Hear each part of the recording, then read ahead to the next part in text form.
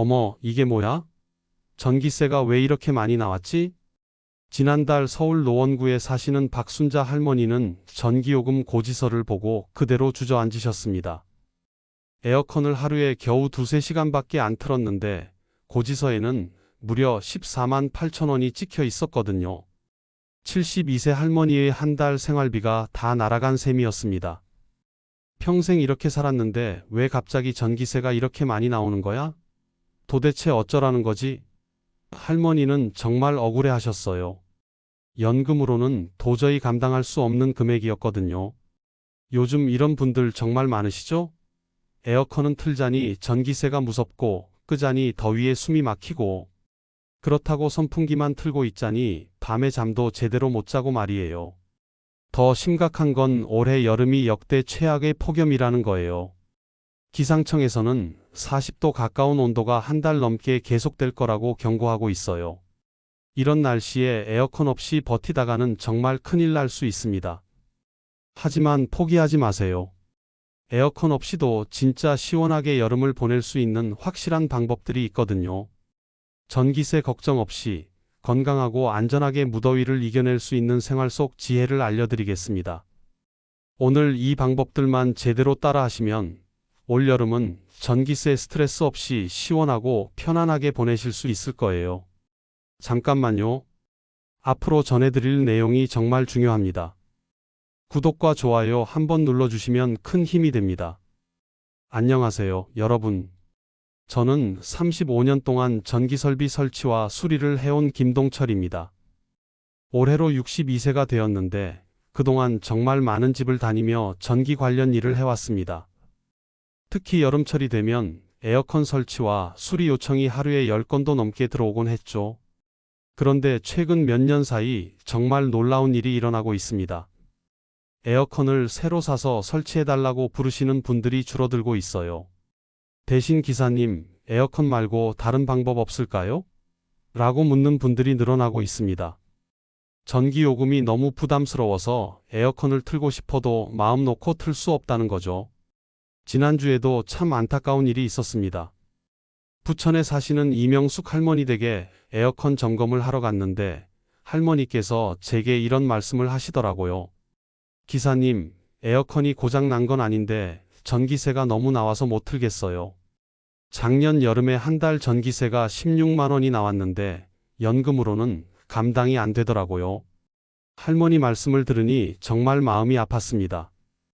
에어컨이 있어도 전기세 때문에 못 틀고 더위에 고생하시는 분들이 정말 많다는 걸 그때 깨달았거든요.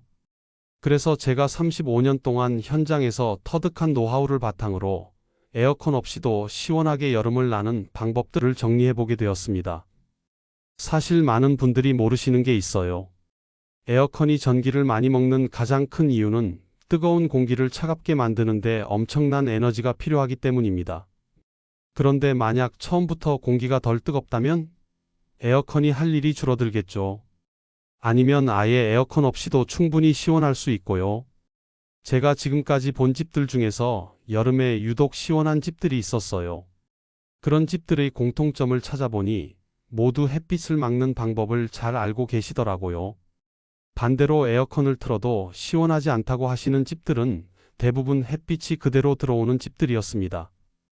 여름철 오후 2시쯤 되면 아파트 남향 창문으로 들어오는 햇빛의 온도가 어느 정도인지 아세요?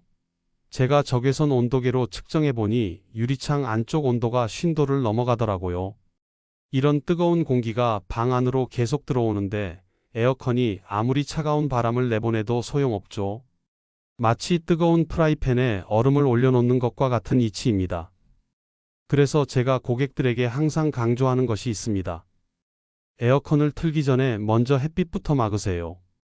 이것만 제대로 해도 실내 온도가 서너 도는 쉽게 내려갑니다. 그리고 그 서너 도 차이가 에어컨 전기세에서는 몇만 원의 차이를 만들어내죠. 인천에 사시는 박철수 할아버지는 작년까지만 해도 여름마다 에어컨 때문에 고생이 이만저만이 아니었습니다. 에어컨을 틀면 전기세가 부담스럽고 안 틀면 더위에 잠을 못 자시고 말이죠. 그런데 제가 알려드린 방법들을 하나씩 따라해 보시더니 올해는 에어컨을 거의 안 틀고도 여름을 시원하게 보내셨어요. 할아버지께서 하신 말씀이 지금도 기억납니다. 기사님 덕분에 여름이 무섭지 않아졌어요. 그럼 이제 본격적으로 햇빛을 막는 방법부터 알려드리겠습니다.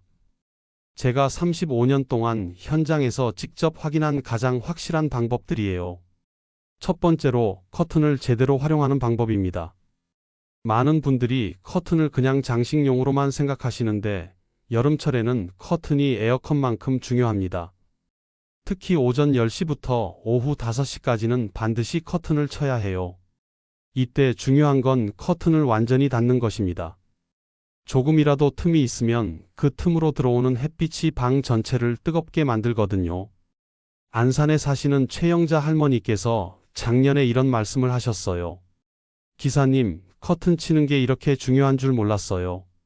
그냥 대충 쳐놨는데 완전히 닫으니까 방 안이 정말 시원해지네요.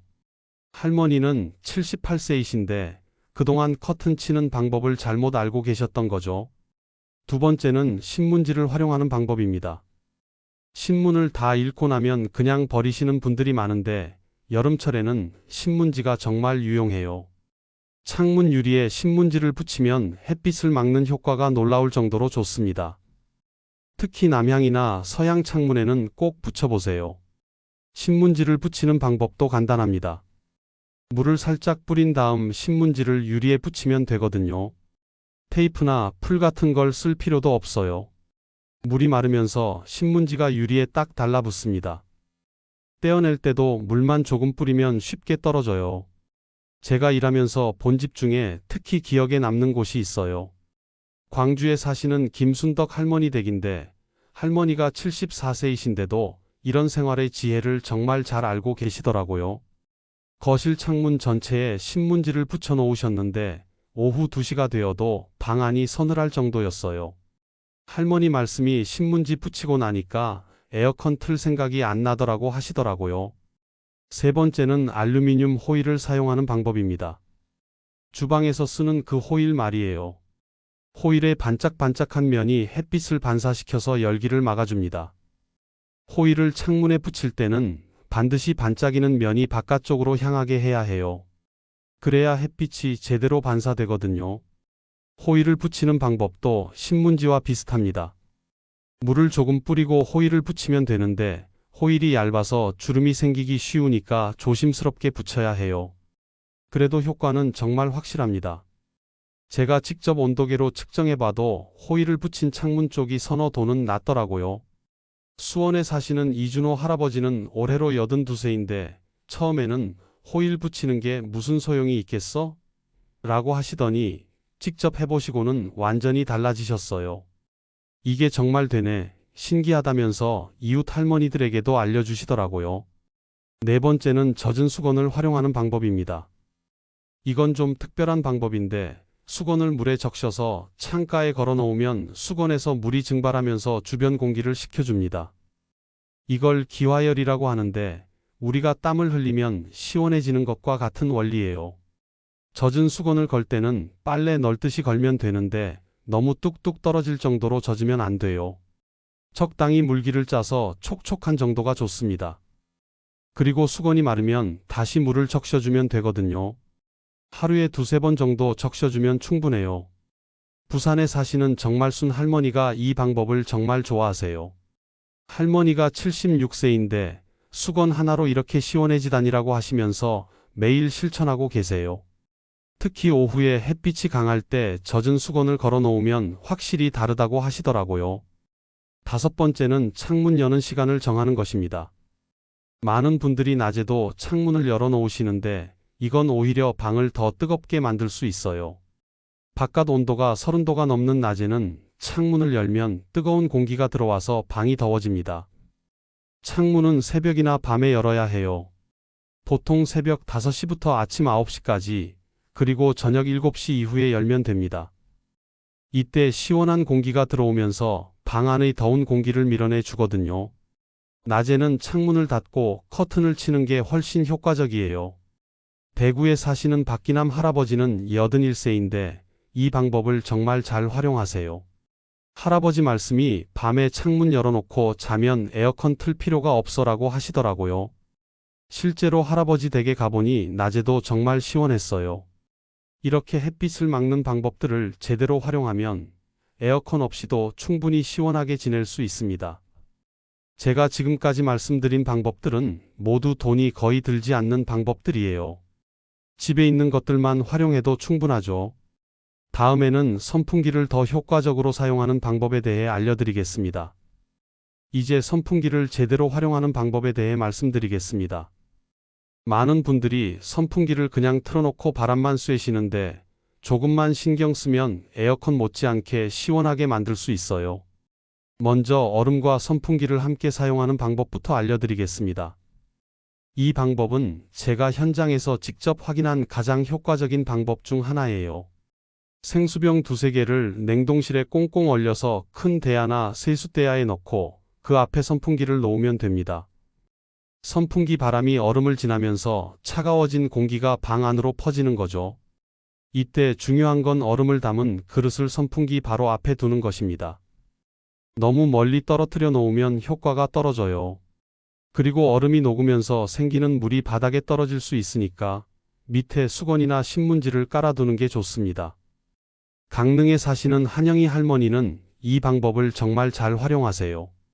할머니가 79세인데 생수병 얼린 것만으로 이렇게 시원해지다니라고 하시면서 매일 실천하고 계세요. 특히 오후 시간대에 이 방법을 쓰시면 정말 에어컨 바람처럼 시원하다고 하시더라고요. 다음은 선풍기 2대를 활용하는 방법입니다. 선풍기가 2대 있으시다면 정말 효과적으로 사용할 수 있어요. 한 대는 창문 쪽으로 향하게 해서 뜨거운 공기를 밖으로 내보내고 다른 한 대는 반대쪽 창문에서 시원한 공기를 끌어들이는 거죠. 이렇게 하면 방 안에 자연스러운 공기 순환이 생깁니다. 뜨거운 공기는 밖으로 나가고 상대적으로 시원한 공기는 안으로 들어오니까 방 전체가 시원해지는 거예요. 특히 저녁 시간대에 이 방법을 쓰면 정말 효과가 좋습니다. 창원에 사시는 김태진 할아버지는 83세인데 이 방법을 정말 잘 활용하세요. 할아버지 댁은 아파트 고층이라 바람이 잘 불어서 선풍기 2대만으로도 충분히 시원하게 지내신다고 하더라고요. 에어컨 없어도 전혀 문제 없어라고 하시면서 이웃분들에게도 알려주시고 계세요. 세 번째는 선풍기 바람의 방향을 바꾸는 방법입니다. 많은 분들이 선풍기를 직접 몸에 바람이 오도록 틀어놓으시는데 때로는 천장이나 벽 쪽으로 바람을 보내는 게 더 효과적일 수 있어요. 특히 방이 좁은 경우에는 선풍기 바람을 천장으로 보내면 공기가 순환하면서 방 전체가 시원해집니다. 천장에 바람을 보내면 뜨거운 공기가 위로 올라가고 아래쪽에는 상대적으로 시원한 공기가 내려와서 자연스러운 순환이 일어나거든요. 이런 방법은 특히 원룸이나 작은 방에서 정말 효과적이에요. 울산에 사시는 조순자 할머니는 77세인데 이 방법을 발견하고 나서 정말 놀라셨어요. 선풍기를 천장으로 틀어놓으니까 방 전체가 시원해지네라고 하시면서 주변 분들에게도 알려주시더라고요. 네 번째는 밤에 선풍기를 활용하는 방법입니다. 밤에는 바깥 온도가 떨어지니까 이때를 잘 활용해야 해요. 잠들기 전에 창문을 열고 선풍기를 창문 쪽으로 돌려서 뜨거운 공기를 밖으로 내보내세요. 그러면 밤새 시원한 공기가 방 안으로 들어와서 아침까지 시원하게 잘 수 있어요. 다만 밤에 선풍기를 틀고 주무실 때는 타이머를 맞춰 놓으시는 게 좋습니다. 밤새 계속 틀어놓으면 몸이 너무 차가워질 수 있거든요.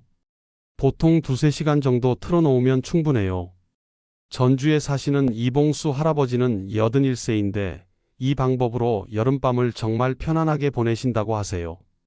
밤에 선풍기만 제대로 틀어놓으면 에어컨 없어도 잘 잔다고 하시면서 매일 실천하고 계세요. 다섯 번째는 물을 활용하는 방법입니다. 선풍기 앞에 물을 담은 그릇을 놓거나 젖은 수건을 걸어 놓으면 물이 증발하면서 주변 공기를 식혀줍니다. 앞서 말씀드린 얼음과 비슷한 원리인데 얼음이 없을 때도 사용할 수 있는 방법이에요. 특히 화분에 물을 주고 선풍기를 틀어놓으면 식물에서 나오는 수분과 함께 더욱 시원한 바람을 만들 수 있어요. 식물이 있는 집에서는 이 방법을 꼭 활용해 보세요. 마산에 사시는 박순희 할머니는 75세인데 화분이 많은 집에 사시거든요. 할머니가 화분 옆에 선풍기 틀어놓으니까 정말 시원해라고 하시면서 이 방법을 정말 좋아하세요.